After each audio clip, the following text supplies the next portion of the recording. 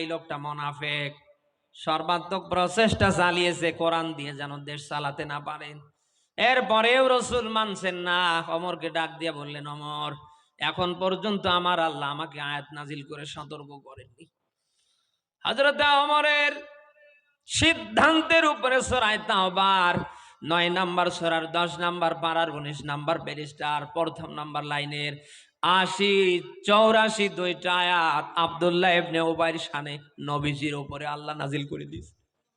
নবীজি জানাজা নিয়ে দাঁড়িয়ে গেলেন, আল্লাহ তাআলা আয়াত নাজিল করে স্যাংশন দিলেন, ইস্তাগফির লাহুম আও লা তাস্তাগফির লাহুম ইন তাস্তাগফির লাহুম 70 মাররা। হে নবী, এর জন্য ক্ষমা প্রার্থনা করাও জানা করাও তা, এর জন্য একবার নয়, দুইবার নয়, আপনি যদি 70 বারেরও বেশি বার আমার কাছে হাত ওঠান, কাজ হবে না। নবীজির মন যেন কোনোভাবেই মানছে না। এরপরে আল্লাহ আর একটা আয়াত নাজিল করে নবীজিকে একেবারে জানাজার নামাজ পর্যন্ত, কবরে দাঁড়া পর্যন্ত আল্লাহ বন্ধ করে দিলেন। ওয়ালা তুসাল্লি আলা আহাদিম মিনহুম মাতা আবাদা ওয়ালা তাকুম আলা কবরিহি ইন্নাহুম কাফারু বিল্লাহি ওয়া রাসূলিহি ওয়া মাতাউ ওয়া হুম ফাসিকুন। আল্লাহু আকবার। আল্লাহ তাআলা বললেন, হে নবী, ওর কবরের পাশে আপনি দাঁড়াবেন না, ওর জানাজার নামাজ আপনি পড়বেন না, কারণ ওটা মরে গিয়েছে নাফরমান, বদখত, বেঈমান অবস্থায়। ওমরের কত সম্মান, কত মর্যাদা আল্লাহ বাড়িয়ে দিলেন শুধু কোরআনের কাছে ফিরে আসার কারণে। আপনি দুনিয়ায় জিন্দা থাকতে সেই কোরআনের দিকে যদি ফিরে আসতে না পারেন, কোরআনের পক্ষে যদি কাজ করতে না পারেন, কোরআনের দলের যদি কর্মী হতে না পারেন, আপনার মতো হতভাগা কপাল পোড়া আর কেউ আছে বলে আমার মনে হয় না। পৃথিবীতে দল দুইটা, একটা কার আর একটা কার যেন বলেন? শয়তানের দল সফল হয়নি, কিয়ামত পর্যন্ত হবে না। আর আল্লাহর দল সফল হয়েছে, কিয়ামত পর্যন্ত। বলেন বলেন বলেন। সূরা সাফফাতের 173, একা একা বাঁচার নাম ইসলাম না। ইসলামী আন্দোলন একা একা করবেন, আপনার ছেলে করবে না, মেয়ে করবে না, আপনার বউ করবে না, এর নাম ইসলাম না। আপনি একা একা নামাজ পড়বেন, আপনার স্ত্রী নামাজ পড়বে না, ছেলে মেয়ে নামাজ পড়বে না, এর নাম কি না? ইসলাম না। ইসলাম কি? কু আনফুসাকুম আহলিকুম নার, নিজে বাঁচো, আহাল যারা এদেরকে জাহান্নাম থেকে বাঁচাও, এর নাম কি? আরো জোরে। একা একা কোনো কিছু করবেন, এর নাম কি না? সবাই বলেন। একা একা যেটা করেন এর নাম ইসলাম না। আপনি নিজে করবেন, আপনার আহাল পরিবার মুসলিম বলে যাকে মনে হয়, যেহেতু পুরো মুসলিম সমাজ আপনার আমার আহাল, আপনার আমার কি আহাল না? এই জন্য আমরা নিজেরা ভালো কাজ করব, তারাও যেন করতে পারে। আপনার স্ত্রীর ব্যাপারে, ছেলের ব্যাপারে, মেয়ের ব্যাপারে আল্লাহ আপনাকে রাখাল বানিয়েছে। এই যে কুল্লুকুম রাঈন ওয়া কুল্লুকুম মাসউলুন আন রাইয়াতি, এখানে রাঈন শব্দটি হচ্ছে রাখাল। রাঈন মানে কি? রাখাল। আচ্ছা, রাখালের কাজ কি? রাখালের কাজ হচ্ছে তার অধীনে গরু, ছাগল, বকরি যা আছে সব কি করা? চোখে চোখে রাখা, আগলিয়ে রাখা, কারণ এগুলির হিসাব তার মালিককে দিতে হয় কি হয় না? কিন্তু আপনি আপনার স্ত্রী, সন্তান, সন্ততির গার্ডিয়ান, এখানে অন্য শব্দও ব্যবহার হতে পারত, কিন্তু রসুল রাঈন, রাখাল শব্দ উল্লেখ করলেন কেন? রাখাল যেরকম, এই যে ভাই, এই যে বড় ভাই, এই যে কয়েকটা লোক যদি আপনি উঠে যান কেমন লাগে বলেন? খারাপ লাগছে নাকি বলেন? না ভাই, ঠিক আছে। রাঈন এ শব্দটি আপনার ক্ষেত্রে রসুল কেন তুলনা করলেন? কারণ আছে না নেই? রাখাল যেরকম তার পশুগুলোকে চোখে চোখে রাখে, আগলিয়ে রাখে, আপনি পরিবারের যদি একজন গার্ডিয়ান দাবি করেন, স্বামী, ভাই, বাবা, আপনার কাজ হবে আপনার অধীনে যারা আছে তাদেরকে ওই।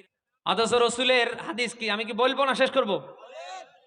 তিরমিজির 1169 নম্বর হাদিস বলছি, কোন স্ত্রী যদি তার স্বামীকে খুশি রাখতে পারে, ওই স্ত্রী সরাসরি জান্নাতি। আবারও রিপিট করছি, মা বোনরা আছে কি? মা বোনরা যারা এসেছেন, আপনি যদি জিন্দা থাকতে আপনার স্বামীকে খুশি রেখে মরতে পারেন, আপনি একজন সফল জান্নাতি। নামাজ পড়ে রোজা রেখে কালা বোরকা পরে স্বামী যদি আপনার উপরে নারাজ থাকে, আপনি কিন্তু জাহান্নামী। অতএব স্বামীর কোনো আচরণে আপনি যেন হাফ করে না থাকেন, আপনার কোনো আচরণে যেন স্বামী কষ্ট না পায়। এরকম মা বোন দেশে কম না বেশি? সামান্য স্বামীর সাথে কিছু একটা হলেই দেখবেন হাফ করে থাকে, মুখের দিকে আর তাকা চায় না, মনে হচ্ছে জিনে ধরিস। বলে না কেন? রসুলের হাদিস কি?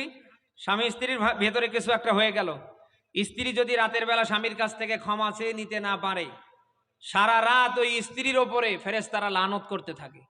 এই অবস্থায় ওই স্ত্রীটা যদি মরে যায়, এ তো জান্নাতি নাকি? আমরা দেখতে পাই পেরায়, শুধু হুজুর মুজুর বলে কথা না, একেবারে সবাই সামান্য কিছু হলেই দেখবেন আগে হাত করে থাকে, জবান বন্ধ হয়ে গেছে, মানে ভূতে ধরিস।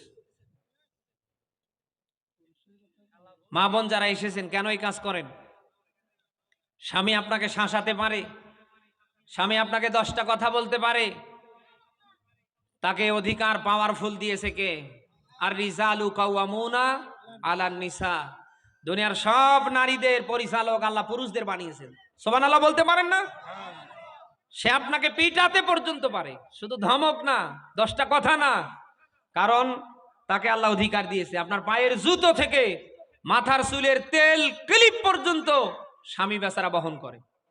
বলেন না কেন? আপনি সেই স্বামীর 10টা কথা সহ্য করতে পারেন না? মা বোনদের বলছি, আশা করছি কালকে থেকে এমনটা করবেন না, নাহলে পুরো জীবন ধ্বংস হয়ে যাবে। আপনার মুখের ভেতরে দেখুন জিহব্বা, জিহব্বার উপরে নিচে 2টা দাঁতের সারি আছে না? জিহব্বার আর দাঁতের দেখেন কত মিল। এরপরেও মাঝে মাঝে দাঁত কিন্তু জিহব্বারে ছাড়ে না, আস্তে করে কুট করে কামড় দেয়, যেন তেন কামড়, একেবারে রক্ত পর্যন্ত বের করে ফেলে। দাঁত আর জিহব্বার এত সুসম্পর্ক থাকার পরেও মাঝে মাঝে দাঁত আর জিহব্বার সাথে লাগে না লাগে না? আপনি একজন স্ত্রী, আপনার স্বামীর সাথে লাগবেই, এটাই স্বাভাবিক।